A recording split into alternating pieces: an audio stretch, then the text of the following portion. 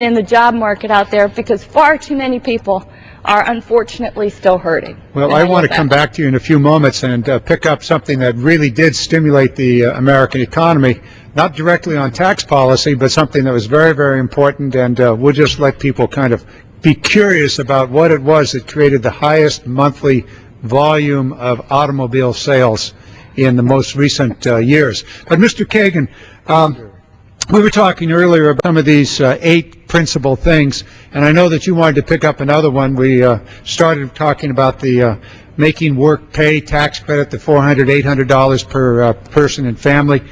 Why don't you pick up another one and carry it for a while here? Well, aside from having making work pay, which really focuses on middle-class families, let me just step back a little bit and remind everybody that back in Wisconsin, we don't call it the Recovery Act. We call it the stimulus bill. That's just the slang of where we are in northeast Wisconsin. But we look at the stimulus bill as, you know, it didn't meet everybody's expectations in terms of all the jobs we were hoping to see because we were in such a deep economic hole. But we focused on those people who needed help the most, in particular, unemployed.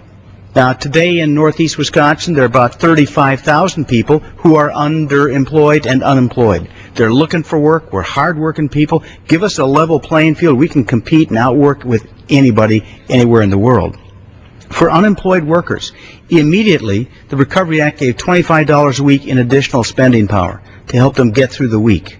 We also covered 65% of COBRA, which is when you fall out of work, you now need some insurance, but you get COBRA insurance, and the federal government stepped up and to cover 65% of that cost to guarantee you've got insurance. Excuse me, everybody that I talk to about COBRA says, well, wait a minute, nobody can afford COBRA, they're unemployed, how could they possibly afford COBRA? And you're telling us that in the stimulus bill, in the Recovery Act, that 55% of the cost of COBRA, you lose your job, you want to continue your health insurance, that is covered? 65% covered by the federal government. We went beyond that because we made sure that there was money there for stabilization of state governments.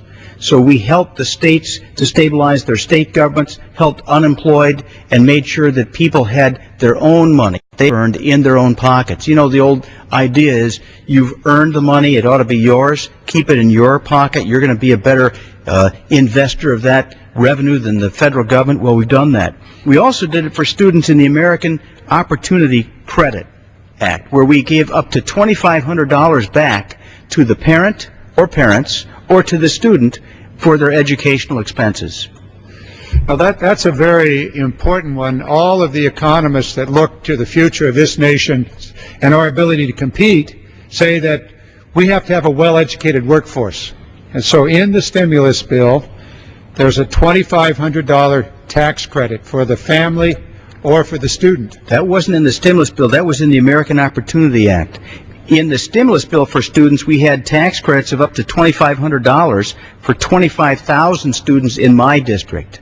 So 25,000 students benefited from having that tax credit immediately available.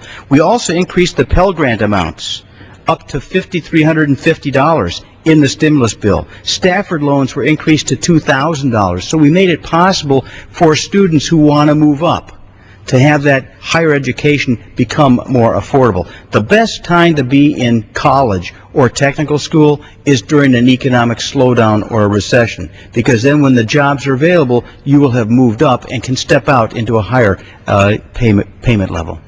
Very, very important piece of getting ready for the recovery and preparing our students and our workers for the opportunities out ahead. Mr. Tonko, you wanted to pick up